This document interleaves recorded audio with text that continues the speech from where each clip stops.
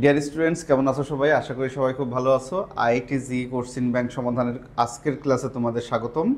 আজকে আমরা স্থিরতরিত অধ্যায় থেকে খুবই গুরুত্বপূর্ণ একটি অঙ্ক নিয়ে তোমাদের সামনে আলোচনা করতে চলেছি। সো খুবই একটা বেসিক প্রশ্ন। আমাদের ইলেকট্রিক সার্কিটের মধ্যে যদি ধারক থাকে তখন সেই ধারকের মধ্যে কীভাবে তড়িৎ প্রবাহিত হবে, কী পরিমাণ চার্জ আমাদের ওখানে জমা হবে, এই বিষয়ে সঞ্চিত চার্জ নির্ণয়। সো এই বিষয়ের খুবই একটা দারুণ বেসিক আমাদের ম্যাথ হতে চলেছে। সো একদম শুরু থেকে শেষ পর্যন্ত দেখো, তাহলে ধারক সম্পর্কে তোমার ধারণা অবশ্যই অনেকটা ক্লিয়ার হবে। ঠিক আছে? সো আগে তোমার যে পর্যন্ত জ্ঞান আছে আশা করি সেখান থেকে তোমার একটু ডেভেলপ হবে ধারক সম্পর্কে ধারণা। তাহলে আমরা দেখো আগে অঙ্কটি কি বলছে সেটা আগে দেখে আসি, যেটা কিন্তু আমাদের জি মেন 2023-এর থেকে নেওয়া হয়েছে। সো লেটেস্ট প্রশ্ন কিন্তু, ঠিক আছে? দেখো, এবং খুবই সিম্পল এবং বেসিক আমাদের একটা প্রশ্ন।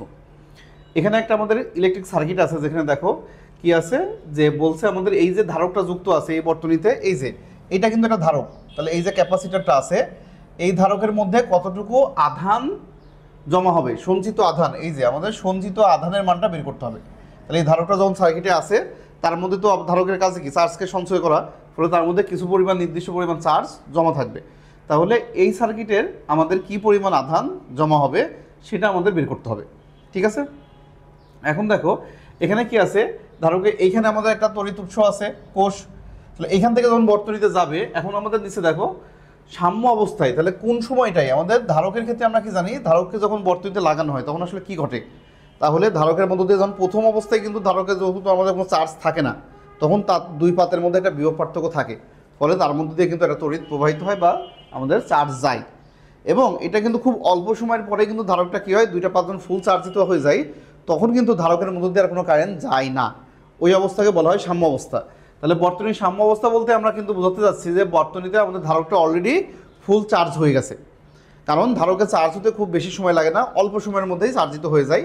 তাই সাম্য অবস্থা থাকার মানে হচ্ছে ধারকটা ফুল চার্জে চার্জিত হয়ে গেছে। আর একটা ধারক যখন ফুল চার্জে চার্জিত হয়ে যাবে তখন তার ভিতর দিয়ে আর কোনো তড়িৎ প্রবাহিত হবে না, কারণ তখন তার দুই পাতের বিভব পার্থক্য শূন্য হয়ে যাবে, ফলে তার মধ্যে দিয়ে আর কোনো তড়িৎ প্রবাহিত হবে না, যেহেতু এটা আমাদের কি কারেন্ট, ডিসি কারেন্ট। ওকে, তাহলে এখানে কিন্তু আমাদের কি হচ্ছে, যে এই লাইনে সাম্য অবস্থায় কিন্তু আমাদের এই ব্রাঞ্চ দিয়ে কোনো কারেন্ট প্রবাহিত হবে না। তাহলে এই বর্তনী যদি আমরা কারেন্টের প্রবাহ দেখি, তাহলে আমরা মনে করতে পারি এই বর্তনীতে সাম্য অবস্থায় এই রোধটা কোনো ভূমিকা রাখবে না।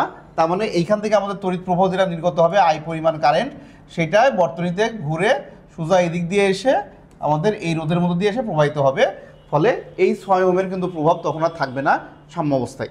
ওকে, প্রাথমিক একদম শুরুর মুহূর্তে থাকবে, কিন্তু আমাদের সেটা যেহেতু চাইনি, আমাদের বলছে সাম্য অবস্থায়। তাই সাম্য অবস্থায় এই ধারকের লাইনে কোনো কারেন্ট যাবে না। ধারকের লাইনে যদি কোনো কারেন্ট না যায়, কিন্তু তাই বলে যে ধারকে চার্জ জমা হবে তা না, কারণ ধারককে যখন আমরা প্রথমে জমা করে লাগাইছিলাম, ওই সংযোগ দিয়েছিলাম, ওই মুহূর্তে তো ধারকের কোনো চার্জ ছিল না। তাহলে একদম সুইচ অন করার মুহূর্তে সাথে সাথে কিছু পরিমাণ তড়িৎ প্রবাহিত হয়েছে এবং এখানে চার্জ আসছে। যখন সে ফুল হয়ে গেছে তারপরে ধারক বন্ধ হয়েছে। ঠিক আছে? তার মানে কোনো সার্কিটে যে ধারক থাকলে ওই ব্রাঞ্চ দিয়ে একদমই কারেন্ট যায় না বা চার্জ যাবে না, এটা কিন্তু না। এটা যাবে চার্জ, যতক্ষণ পর্যন্ত ধারকটা ফুল চার্জে চার্জিত না হবে ততক্ষণ পর্যন্ত তার মধ্যে কারেন্ট যায়, কিন্তু আমরা সাম্য অবস্থা হিসাব করছি বলে এই ব্রাঞ্চে কোনো কারেন্ট যাবে না ধরে নিয়েছি, তাহলে এই ব্রাঞ্চটা বাদ। তাহলে এটা দিয়ে আগে বর্তনীর আমরা কী করব, মূল প্রবাহ আয়ের মানটা বের করব। তাহলে দেখো যেখানে বর্তনীর মূল প্রবাহ আয়ের মান কত হবে, তাহলে আই ইজিক্যাল আমরা জানি কি ই বাই আর। সো এখানে আমাদের ই বাই আর যেহেতু অভ্যন্তরীণ রোধ নাই, সো এর মান দেওয়া আছে কত, 3 ভোল্ট, আর ডিভাইডেড বাই আর। এখন এখানে আর কত আছে, 6 আর 4, এই দুটা কীভাবে আছে শ্রেণীতে, যেহেতু মাঝারিটা এখন নাই তখন এই দুটা কি আছে একই বর্তনী। সো আমাদের 6 আর 4 কি আছে শ্রেণীতে আছে, তাহলে 6 + 4 তার মানে 10, তাহলে 0.3, তাহলে 0.3 অ্যাম্পিয়ার। তাহলে এই বর্তনীতে মূল কারেন্টের মানটা পাচ্ছি আমরা 0.3 অ্যাম্পিয়ার। ওকে, এখন আমার দরকার এই ধারকের চার্জ। তাহলে ধারকের সঞ্চিত চার্জের সূত্র আমরা কি জানি, যে ধারকের সঞ্চিত charge Q is equal to CV. ঠিক আছে? যে কোনো ধারকের সঞ্চিত চার্জের মান কত হয়, ওই ধারকের ধারকত্ব ইন্টু ওই ধারকের প্রান্তীয় বিভব, কিউ ইজিক্যাল টু সিভি। তাহলে এখন আমার দরকার এই ধারকের প্রান্তীয় বিভব কত। এখন দেখো যে যদি আমরা এই ধারকের প্রান্তীয় বিভব বের করতে চাই, তাহলে এই ধারকের সাথে কত রোধ আছে, এই যে 6 ওহম রোধ আছে। ওকে, তাহলে এই 6 ওহমের প্রান্তীয় বিভব মানে এইখানে আর এইখানে যদি প্রান্তীয় বিভব বলি, তাহলে এটাও আমাদের কি হবে, 6 ওহমের প্রান্তীয় বিভবটাই ধারকের দুই প্রাতের মধ্যে বিভব পার্থক্য হিসাবে কাজ করবে। ফলে এই যে আমাদের সি ইন্টু এই যে ভি, তাহলে ভি ইজিক্যাল টু আমরা কি জানি আই আর, তাহলে আমরা কি লিখতে পারবো সি ইজিক্যাল টু, তাহলে এই যে আইটা আমরা বের করলাম, এই আই প্রবাহিত এখান থেকে চলতেছে, তাহলে যদি আমরা এইটার এই বাহুর দুই প্রান্তের কথা বলি তাহলে এখানে কারেন্টের মান তো আই আছে, তাহলে সেখান থেকে যদি এর বিভব পার্থক্য আমরা নিই তাহলে এটার মান আমরা যদি আর, তাহলে আই ইন্টু মনে করি এটা আমরা আর ধরে নিলাম, যে এটার রোধটাকে আমরা আর, তাহলে এই ধারকের সাথে যে রোধটা আছে সেটা যদি আর হয় তাহলে ভি ইজিক্যাল টু হবে আই আর, ধারকের প্রান্তীয় বিভব বা এই রোধের ক্ষেত্রে যে প্রান্তীয় বিভবটা হবে আই আর। ওকে, তাহলে এখন মান বসাই দাও। আয়ের মান আমরা ধারকের মান কত পেয়েছি, ধারকের মান ছিল 4 মাইক্রোফ্যারাডে, ঠিক আছে, তাহলে আমরা মাইক্রোফ্যারাডে আপাতত থাক, তাহলে 4 ইন্টু আয়ের মান কত, আয়ের মান 0.3 আর আর এর মান কত 6। ওকে, তাহলে এটা কত হয় আমাদের হচ্ছে 3 × 12 মানে 1.2, 1.2 এর সাথে 6 গুণ করলে আমাদের হচ্ছে 1.2, 6 এবং 72, তাহলে 7.2 ইউজ করছি, তাহলে মাইক্রো কুলম, তাহলে অ্যান্সার হবে চার্জের মান মাইক্রো কুলম, তার মানে 7.2 মাইক্রো কুলম। তাহলে কিন্তু খুবই আমাদের একটা সিম্পল বেসিক ম্যাথ ছিল, কিন্তু দেখো যে আমাদের প্রথম অবস্থায় তড়িৎ প্রবাহ, আমাদের যে মূল তড়িৎ প্রবাহ বের করতে হবে এবং ধারকের লাইনে যে কোনো কারেন্ট যাবে না, তাহলে সেটা বাদ দিয়ে আমার তড়িৎ প্রবাহ বের করতে হবে। তারপরে ধারকের প্রান্তীয় বিভব মানে ওই কারেন্ট দিয়ে এই রোধের সমতুল্য বিভবটাই হবে ধারকের প্রান্তীয় বিভব, তাহলে সি ইজিক্যাল টু আমরা কিউ ইজিক্যাল টু সিভি যখন ইউজ করব তখন আমাদের কিন্তু এই আই আর, তাহলে এই আরটা কিন্তু আমরা এই আরটা নিব এবং বর্তনীর এই যে মূল প্রবাহটা ওইটাই তার প্রান্তীয় বিভব, তাহলে এই 2 পয়েন্টের বিভবের জন্য আমাদের কিন্তু ওইটাই আসবে। ওকে, তাহলে এখান থেকে আসছে 7.2 মাইক্রোকুলম।